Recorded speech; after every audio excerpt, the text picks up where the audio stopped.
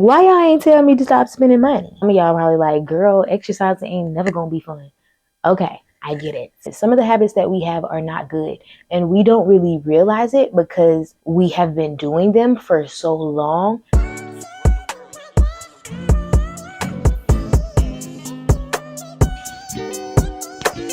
What's up? I'm Shawna Nicole, and I make faith-based productivity and encouragement content. If you are new here, make sure you subscribe because you will not want to leave this side. And if you are returning, hey girl, hey, what's up? How y'all been doing? We are back with another video today. By the title, as y'all can see, I'm gonna give y'all 5 habits to help level up your life. 5 habits. Now, before I give these habits, I can say that I am still currently doing all of them. So don't just think I'm just digging up some habits just to come and tell y'all, and I haven't tried it or tested it myself. So we're gonna get right into it. So first I want to start by telling y'all this quote that I came across that's like sticking to my brain at this point. It says, "You'll never change your life until you change something you do daily. The secret of your success is found in your daily routine." And that's by John C. Maxwell. And I was just like, wow, it's found in your daily routine. Whatever we are giving our time, whatever we are doing, if they are not so healthy habits, then we might need to check ourselves. Right now, I'm going to focus on why we should indeed have good habits in our life. And if that quote didn't make you believe me, maybe this stuff will. Sticking to good habit helps strengthen your willpower and your self-discipline. As you consistently make positive choices, it can become easier to resist temptation, helping you focus more on your goal. Good habits empower you to live a healthier, happier, and more productive life. They lay the groundwork for success and achievement in all areas of your life. Baby, that's all you gotta tell me. Give me all the good habits. And it's not an overnight process. It's something that's gonna take time for you to work at. But just hearing some of these things, how good habits could change us, because we're so used to, we're unconsciously used to the habits that we already have. And it's some of the habits, let's just be honest, some of the habits that we have are not good, and we don't really realize it because we have been doing them for so long that we don't even notice it's not good. Now, we have those plain, flat, outright bad habits, and we have those habits that they aren't necessarily bad, but they're not good either. They're just like, you're not getting anywhere with them. So if we could replace these bad habits and these habits that get us nowhere with good habits, I feel like we would be in better standing all around, just a well-rounded individual. Like, that has been my goal lately, to just become a well-rounded individual in any area that I can control, any area that I could fix something in. I'm about to jump right into the 5 habits. They are in no particular order. So at number 1, I have eating healthy 80%, and then 20% allowing yourself to indulge in the things that you may like. Me and my boyfriend have been meal prepping now for a few months, and honestly, I don't know if we will ever stop. Like, it has become like a part of us now. Like, every Saturday we're grocery shopping. Every Sunday it's time to meal prep so that we have meals from Monday through Thursday. That Friday, Saturday, and Sunday, we are kind of left to fend for ourselves, and we try to eat healthy, but we also don't push ourselves too much. It's like, okay, we could slack off a little, not like a lot, just because where we are right now. But in the beginning, if you can eat healthy 80% of your time, so let's say throughout the week, maybe you can't meal prep. Maybe that's just not feasible for your household. But even if you cook, you can cook healthier meals. Pinterest is a lifesaver. We can't do the fried chicken right now. Not right now. Let's say that for the 20%. But this eating healthier, and if you're not a cook, you could try healthier restaurants in your area. You might have to do your research, but you can choose healthier options at some of the places that you do go to. It's just all about giving your body something great, something nutritious, something green. So more veggies, more protein, more healthy fat. And for that 20%, that's when you can eat your fried chicken. You can eat that cake that you like. You can indulge in whatever it is, a healthy indulge. Now remember, we trying to keep it even.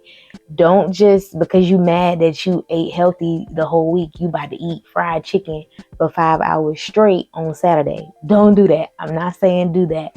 But what I'm saying is have that indulge period, because you don't want to torture yourself. This is not about torturing yourself. This is about balance. This is about coming up with something that works great for you in a healthy manner. Something that would again, something that could balance itself out. You don't want to feed yourself salads every day and then you're sick. But you can eat healthier and then maybe on the weekend slack off a little bit. So I was doing this 80-20 rule without even knowing, because again, throughout the week I was eating healthy, and on the weekends I would kind of slack off, still try to eat healthy a little bit, but I wouldn't be hard on myself. So Sunday after church, me and my boyfriend love to go get brunch. Like, that's our thing.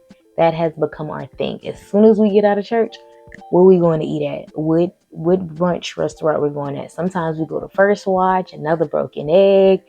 We like to try to switch it up, but even if we can't, we going to get brunch. And what I've noticed is the meals that I started to choose at these brunch dates aren't even as bad. And I'm like, this is supposed to be my little cheat time, and I'm over here getting green eggs and ham. This doesn't have to be overly complicated. You just need to feed your body good food. Take care of your body. Feed it veggies, feed it fruits, more veggies, more fruits, and just your body will thank you in the long run. It will thank you. Number 2. Coming in at number 2 is exercising and stretching. 30 minutes. Whether that's 30 minutes a day, that's 30 minutes every other day, whatever that looks like for you. You do not have to overcomplicate this either. We're not training, we're not competing who has the best body on Instagram, or who could look the most fit, or who could look like they exercise. We are not for any of that. You need to have some type of physical activity, routine, something in your life, whether it's walking before work, walking after work, riding a bicycle, going swimming, doing yoga, doing a Zumba class at your local YMCA. You can make exercising look however you want to make it look. It does not have to be this technical thing. You don't have to be dripping from head to toe every day. You can simplify it for you. Now, I'm not saying go to the gym and be like, okay, I'm done. No. That don't count. 30 minutes at least. Sometimes when I absolutely do not even feel like working out, like I don't have the strength in me to go do anything, I will go to the gym just to walk on a treadmill for like 35 minutes. If that's all I could give, that's all I could give. And I don't beat myself up about it, because I know, okay, you moved your body today.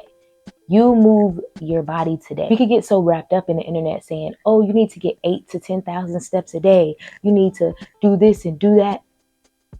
Yeah, all of that's good. But again, don't overcomplicate yourself. If you look at that and you automatically turned off, go do something that you could actually do.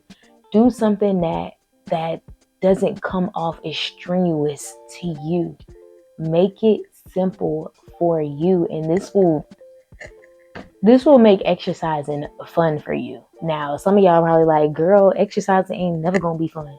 Okay, I get it. It's not a fun task, but again, your body well, thank you. We have to deal with these bodies, not deal with, but we have to have these bodies for the rest of our lives, many, many years to come. If we don't take care of this body, I mean, we know some people go buy another body and, but if you don't, realistically, if you don't take care of this body, you don't get another body. We need this body to work for us. We need it to do the things that we need it to do. So we have to put in, again, with healthy foods and with physical activity, we have to keep her going, keep her active. When the time is right and we need to go run a marathon, we could run a marathon. I am kidding, because I'm not even running a marathon. But y'all get the point. We need to take care of our bodies. We don't get another body. This is the one that we have for the rest of our life. So take care of it, and it will take care of you. Number 3 is tracking your finances. Some of y'all may already have this down pat. Maybe I'm just late to the party, but I have been doing this recently. And when I mean, why didn't I know how to do this all my life? I don't know. This could have saved me so much. I have blown through so much money, and I'm just going to keep it 100 with y'all. I have. If I would have been tracking my finances, seeing how much I was actually spending day in, day out, week in, week out, month in, month out, I would have stopped myself a long time ago. Like, girl, what are you doing? Some of y'all may have seen my moving vlogs, and if you haven't, there are a few videos back. Go check them out. That is actually how I even started this channel. Why y'all ain't tell me to stop spending money? Y'all was enjoying the vlogs. Y'all was enjoying me shopping every day. And I'm looking like, why in the world were you spending money like you were rich? You were spending money like money grew on trees. But back to tracking your finances. I have been using this spreadsheet lately that I got off of Etsy. I probably paid like $10 for, and that's only because it comes with like 3 different things. They have one, I want to say she has one that costs like $3. It has been allowing me to track everything that I need to track. Anything that I spend. I try to do it every other day, where I sit down at a computer, go through receipts, go through my checking account, go through my credit card statements, and see what I've spent in the past 2 days, or however long that it has been since I've done it. And I put those transactions in. Spreadsheet that I have, it's so cool because even before the month start, I can say, okay, I'm going to spend this much on water. I'm going to spend this much on rent. This bill costs this much. So it already knows everything. So when I put in the transaction, it just, basically it already knew I was going to spend that, but I'm telling it, okay, I made that purchase. It happened. And so with things like my wants, sometimes they be a little lot. So this helps me to come back at the end of the month or the end of the week and be like, okay, you shouldn't have bought that much of this. You shouldn't have bought that many smoothies. I love buying smoothies. I be trying to make mine at home, but sometimes just going to get them hit different. Tracking my finances also lets me look at any subscriptions that I may have that automatically come out that I don't even need to come out anymore. And this could be like car washes, Hulu, Netflix, stuff like that. If we aren't using, we need to go ahead and cut that out. But just having a list, a transaction list, knowing what's coming out, being able to then, once you did a whole month full of entries, that next month, you can then budget like, hey, my needs, okay, I know my needs cost this much. It's going to cost this much for me to keep a roof over my head, my car, gas. My wants, I could take a step back on my wants and not spend as much as I did the previous month. It's little stuff like that. If I would have known, I wasn't taught much about money, but you will not catch me lacking now, because if I know better, I'm going to do better. And I want this for all of us. I want you guys to go out and start tracking your finances. If you're not, it cannot harm you. The only thing it's going to do is probably piss you off if you spending money that you don't even need to be spending. And us tracking our finances, again, could help us budget more. We could pay off our debt more aggressively. We could save for vacations. We can work on not living paycheck to paycheck. Some of us may struggle with that, and it's don't be ashamed if you do. That's nothing to be ashamed about, but you should want better. And when you want better for yourself, go out and do better. Go out and find the knowledge to then apply it to your life. Number 4, this is a two-parter. So we got develop a night routine and prioritizing sleep. So first we're going to start off with developing a night routine. This does not have to be complicated. This also does not have to take hours. It could be a simple routine: shower, moisturize your body, wash your face, brush your teeth, wrap up your hair, however it needs to be wrapped up. Just taking care of yourself. This taking this small amount of time. Again, if you're in a rush, you can create a quick routine that you do throughout the week so that you can hurry up and get in bed, or that so you can deal with other things that you may need to deal with. And on the weekends, if you have more time to spend, you can create a longer routine for exfoliating your body or shaving or doing these said things. We need to have some type of routine in order if we don't already, because again, taking care of our skin, our body, we don't get a new layer of skin. And speaking of skin, y'all, wear sunscreen if y'all not, especially the way this heat be piping up. I don't know about y'all, but in Georgia, it be piping. Like today, I think it's going to be like 88 degrees. But again, wear y'all sunscreen every day. If I had to recommend one, it would be Black Girl sunscreen. Me and my boyfriend swear by that sunscreen. We probably got 3 bottles, and all 3 bottles are probably almost out. But again, you don't get a new layer of skin. You don't get new teeth. You can, but being realistically, we have to have this body, this skin, this teeth, everything on us. We have to have this for the rest of our lives. So we need to be taking care of it. And if you can't get it in at night, if it has to be a morning routine, okay, so be it. Let it be a morning routine. But you need to have some type of, I don't know, you can call it a self-care routine.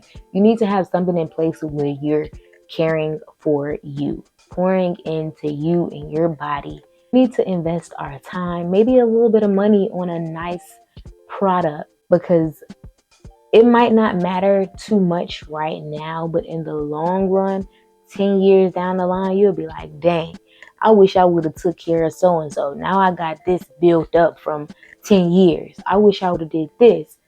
We don't want to play the regret game. We don't want to play the I wish I would have game no more than we already have to with life. So get ahead of it. Get ahead before it gets ahead of you. The next half of this is prioritizing sleep. We need to be getting proper rest. You wonder why you're always irritable, not in a good mood.